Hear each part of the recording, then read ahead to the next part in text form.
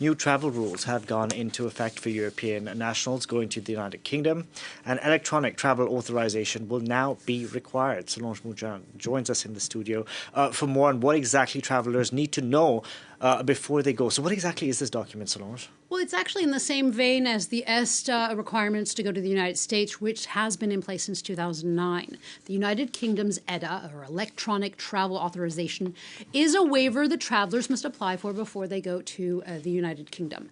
It actually was rolled out last November for a number of Middle East countries, and then in January for the US, Canada, and Australia, and now, as of April 2nd, for some 30 European nations. There are exceptions to this requirement, though, Ireland being one of the major ones.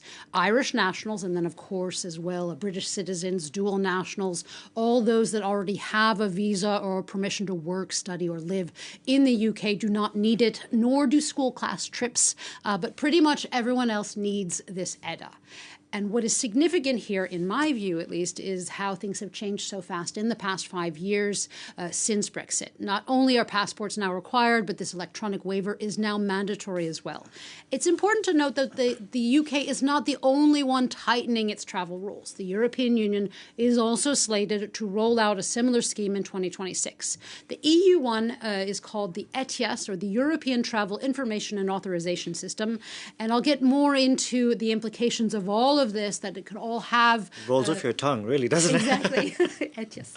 All the implications that this could have on tourism in a minute. But first, some of the things that you need to know about the British authorization. You apply for it online. It is valid for 2 years, for as many trips as needed, as long as you do not exceed the 6-month stay. It is not a visa, so it does not guarantee entry. And if you are from a country that requires a visa, you still need to get it and the ETA. People of all ages need it, including children. You should get an answer on the online app in 3 days, but the Home Office says that it generally takes about 10 minutes to get the okay. So what happens if you arrive at an airport, a train station, a ferry, and you don't have the ETA? Well, the UK Border Control says that they'll be a bit lenient, at least in the beginning. There is a buffer period, if you want to call it that, a period where we won't necessarily be enforcing the ETA, so people will still be able to get on planes and trains while this introductory period takes place. But I believe in September or October we will start enforcing the ETA, and in those circumstances the individual wouldn't be able to get on the plane, wouldn't be able to get on the train in order to travel to the UK. So, Solange, how much is this going to cost us? And is this a way for the British government to make some money? Well, not necessarily, or not entirely. The UK Border Control says that they are doing this for security reasons, to tighten the British borders and check if people are entering, if they have criminal records, if they've been denied before, and to simply track who is coming into the UK. They also say that the scheme will allow for faster transit times, help transitioning, and it will help transition to automated control systems or e-gates. As for the cost, the ETA is £10, or about 12 euros. But as of April 9th, so quite soon, it's going to be up to £16 or 19 euros. It is also attached to one's passport. So if you get a new passport, you have to reapply and pay the fee again, even if the 2-year period is not up. Now, millions of these ETAs will be issued every year, but the Border Control insists that it isn't for money-making purposes. Rather, they say it's to lighten the tax burden of border checks and digital immigration systems. Compared to other countries, the price of the UK's ETA is pretty much on par with the American ESTA, which is $21. But the £16 is a lot more, say, than Canada's one, which is $7, or the future EU one, which is expected to be €7. €7? That's cheap. We'll see. It's rolled out yet. I know, at the end of next year. Now, many airlines have expressed concerns about these new rules going into effect. Do they expect a drop in tourism numbers? Well, it's really too early to know the effects that this ETA will have on tourism in the UK. But studies have repeatedly shown that visas and such schemes, and especially passport requirements, they do have a contracting or a shrinking effect on tourism. Not only because of the cost, but also because of the hassle. And British airports they successfully lobbied for people that are in transit through Heathrow and Manchester airports to not have to use these and get these ETAs.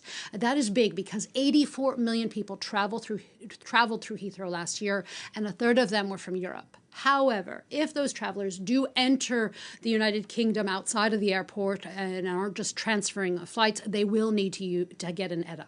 So on the one hand, you have these tightening of controls for security and financial reasons, but at the same time, you have tourism and travel industries pushing back and trying to get more people to travel.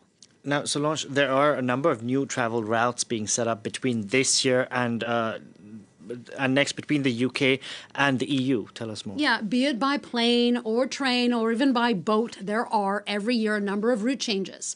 There are, for example, multiple new flights to the southwest of France, but also to other regions. The list is too long to go through here. But I thought I wanted to end this by telling you about one route that's getting people pretty excited. It's called the Project Brave, and it's a boat route from France to Scotland. And the idea was actually floated in 2022, but there wasn't enough funding. Now Project Brave is back, and it could connect potentially the port of Rosyth near Edinburgh to Dunkirk, France, sometime this year.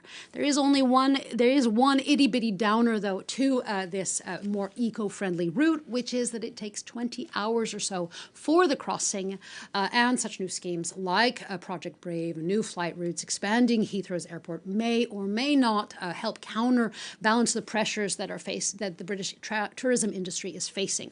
And not only is there this new ETA authorisation, but inflation and especially inflation and also the aftershocks of Brexit, they have affected the sector. With 38 million visitors in 2023, it still is not back to pre-COVID figures, whereas places like France, Italy, Spain, well, they have been seeing a record number of visitors. France, for example, had 98 million visitors in 2023 and over 100 million last year, making it, once again, the most visited country in the world. 20 hours not so bad. No, if you have a nice cabin to sleep in. True. A cabin could be nice. Exactly. Solange, thank you very much for that. Solange Moujardin.